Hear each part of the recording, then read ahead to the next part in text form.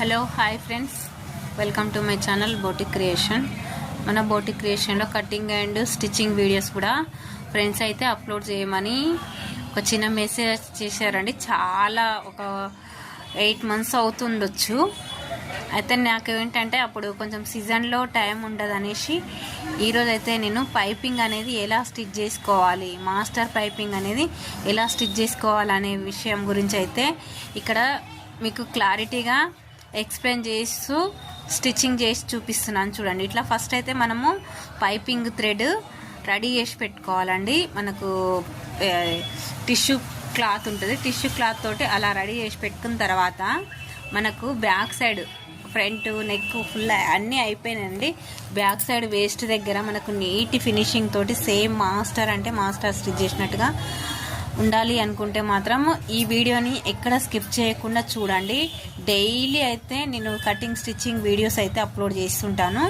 అలానే మీరు ఛానల్ అయితే సపోర్ట్ చేయండి, like and share and subscribe అండి.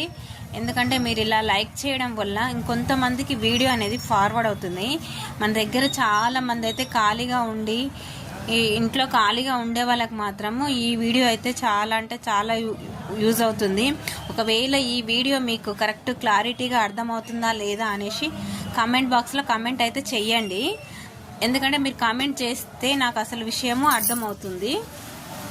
సేమ్ మాస్టర్ అంటే మాస్టర్ స్టిచ్చింగ్ లాగానే ఉంటుందండి.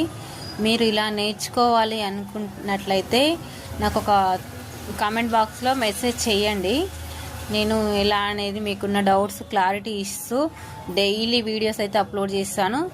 ఇంకొక విషయం ఏంటంటే ఆన్లైన్లో కూడా 1 hour క్లాస్ అనేది ఉంటుంది, ఫ్రీ జాయినింగ్. ఛానల్ అయితే సబ్స్క్రైబ్ చేసుకోండి, సబ్స్క్రైబ్ చేసుకొని మెసేజ్ అయితే చేయండి.